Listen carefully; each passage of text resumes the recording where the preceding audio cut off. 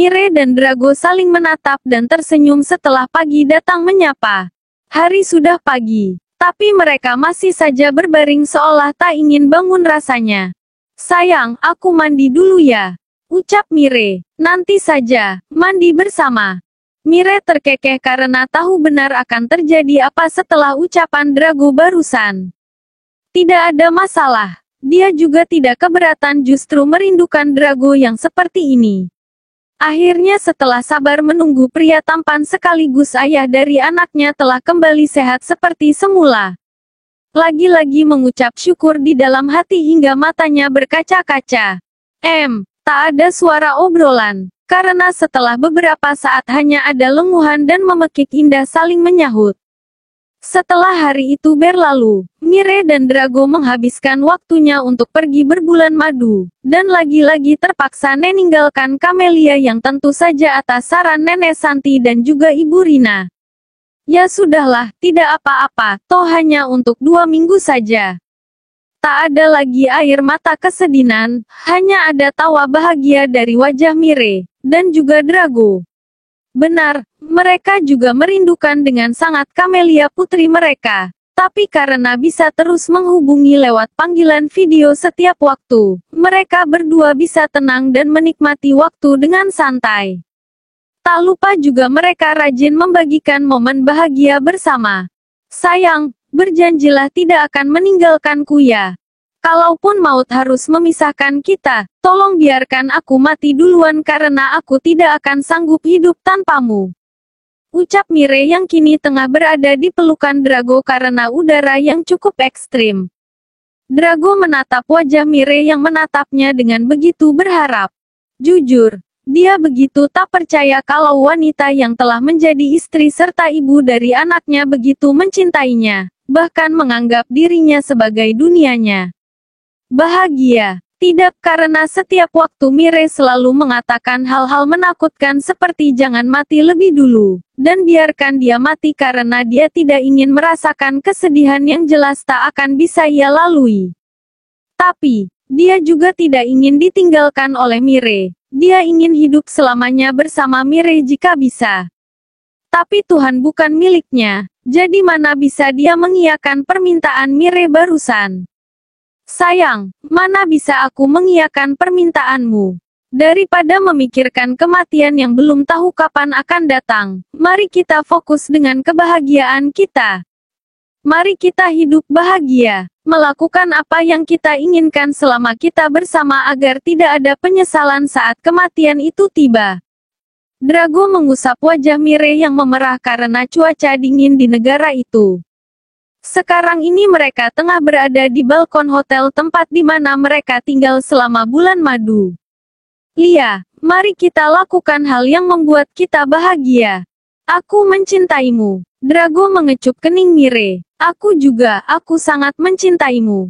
Tetesan air mata deras membasahi pipi tirus Darrell. Sudah 1,5 tahun, tapi dia masih tidak bisa keluar dari cinta sebelah hati yang menyakitkan itu. Entah dia tidak bisa keluar dari rasa sakit itu, atau memang dia sendiri yang tidak ingin keluar. Setiap hari yang ia pantau adalah media sosial untuk melihat bagaimana bahagianya kehidupan Mire bersama Drago. Bahkan mereka juga sudah memiliki seorang anak, tapi sayangnya wajah anak mereka, atau Kamelia, memang tidak pernah diekspos demi keamanannya. Ibu Ana, dia yang sudah beberapa tahun tak bisa memeluk Mire kini hanya bisa mengais di setiap harinya karena rasa rindu tak berujung yang ia rasakan. Benar, dia sama seperti Darrell yang selalu melihat bagaimana bahagianya Mire yang sudah menikah dan memiliki anak. Tentu dia juga bahagia melihat putri bungsunya bahagia. Tapi bisakah ada kesempatan untuk memeluknya lagi? Mirelia, putri yang dia lahirkan 23 tahun lebih itu kini bak menjadi orang asing sakit. Lia, bagaikan hati yang latah dan tak ada yang bisa menyatukan lagi. Sempat sesekali menyalahkan Tuhan, tapi jika dikoreksi, semua itu juga terjadi karena dia memiliki andil di sana. Hanya sebuah potret yang ia cetak dari foto yang diunggah Mire, saat dia tersenyum dengan manis sembari menggendong anaknya yang wajah anaknya ditutupi emotikon hati. Perlahan dia mengusap foto itu sembari berdoa di dalam hati agar ada sedikit saja pengampunan dan memiliki kesempatan untuk memeluk erat putrinya seperti dulu lagi. Ayah Luan, pria 52 tahun itu hanya bisa berpura-pura baik-baik saja meski hatinya begitu hancur, remuk bagikan kaca yang tertabrak bongkahan besi. Sudah hampir 2 tahun tidak melihat secara langsung bagaimana wajah putrinya yang menurut kabar di televisi sudah menikah dan memiliki seorang anak. Sadar jika Mire masih belum datang padanya, dia hanya bisa bersabar menunggu dan berdoa semoga akan datang hari di mana Mire datang padanya. Tersenyum lebar seperti biasanya, memeluk dan bergelayut manja seperti dulu. Mire, ayah akan tetap menunggu. Semoga saja ayah bisa melihatmu datang sebelum waktu untuk ayah berakhir di dunia ini. Ucap ayah Luan kepada sebuah figura kecil yang terisi wajah Mire. Semakin hari nama Mire semakin melambung naik. Apalagi setelah kisah cintanya dan Drago ditulis dalam sebuah novel. Nama Drago juga ikut tersorot, dan memberikan dampak positif bagi usahanya. Bahkan belum lama ini, kisah cinta mereka juga sampai difilmkan. Sama seperti Mire, Drago juga semakin jaya dan bisa dibilang mampu mengimbangi Mire. Pantas saja Drago menolak gadis cantik yang waktu itu. Ternyata istrinya secantik ini. Belum lagi seorang pelukis terkenal. Ujar Denny kepada karyawan restoran lain yang melihat berita tentang Mire dan Drago. Aku dengar, wanita yang waktu itu datang adalah kakaknya. Benarkah? Denny menggeleng heran. Mirelia, nama itu adalah pemberian ibu kandungku. Aku bahagia dengan nama indahku, dan terima kasih sudah memberikan nama itu untukku. Ibu bernikah. Sekarang aku baik-baik saja. Aku hidup bahagia bersama putriku Camelia, dan aku juga selaku ditemani oleh suami tercintaku El Drago.